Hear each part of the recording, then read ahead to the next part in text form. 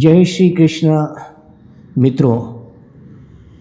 अभी जो मैं आपको एक महाभारत का प्रसंग कहूँगा और उसमें से क्या सीख लेनी चाहिए ये भी मैं आपको बताऊँगा। भगवान श्री कृष्ण ने प्रतिज्ञा की थी और भीष्म से की थी कि मैं कोई अस्त्र शस्त्र नहीं उठाऊंगा महाभारत के युद्ध में। तो भीष्म ने भी प्रतिज्ञा की थी कि मैं यूं कर डालूंगा हाल महाभारत में अर्जुन का कि तुमको अस्त्र शस्त्र लेकर उतरना पड़ेगा, शस्त्र उठाना ही पड़ेगा। और अर्जुन पर इतने बाणों की वर्षा की कि अर्जुन घबरा कर बैठ गया। तब कृष्ण रथ के नीचे उतरे। एक रथ का पहिया जो मैदान में युद्ध के पड़ा था उसे उठाकर श्री कृष्ण ने उसे बना दिया सुदर्शन चक्र और वे उसे लेकर दौड़े भीष्म पितामह की ओर बड़े वेग से और बड़े क्रोध से। और भीष्म पितामह ने तभी धनुष बाण बाजू में रखकर कृष्ण को प्रणाम किया और बोला, देखो माधव, मैंने आपकी प्रतिज्ञा तोड़ी। अब सुनिए मेन जो सीख इसके अंदर है, जो बात आपको और हमको समझनी है वो मैं आपको समझाता हूँ।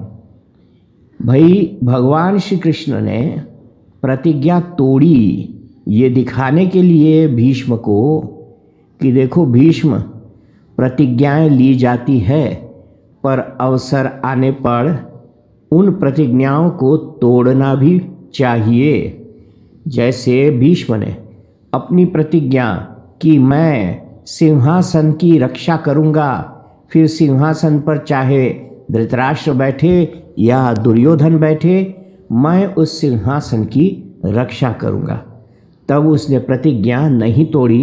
इतना अधर्म भीष्म पितामह के आँखों के सामने उनके रहते किया था सारे कौरवों ने कि भीष्म पितामह कुछ कर नहीं पाए, क्योंकि उनकी प्रतिज्ञा ही हमेशा आड़े आती थी।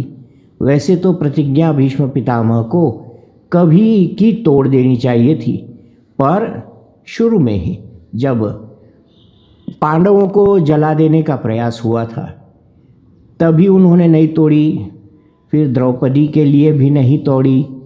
तो इस तरह से भगवान श्री कृष्ण ने संकेत किया था भीष्म पितामह को कि अब आप अपनी प्रतिज्ञा तोड़ो।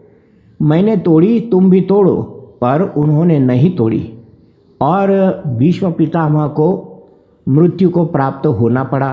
अपनी इच्छा से वे मृत्यु को प्राप्त हो सकते थे तो वे मृत्यु को प्राप्त हुए, घायल हुए।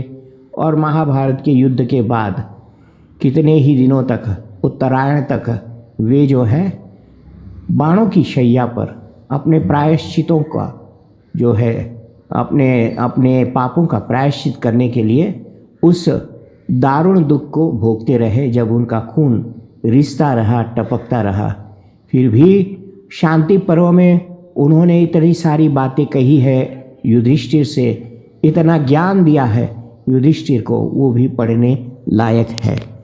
पर समझने लायक बात है कि ऐसी कोई प्रतिज्ञा या मान्यता अपने मन में नहीं रख लेना कि उसे फिर बदली ना जा सके।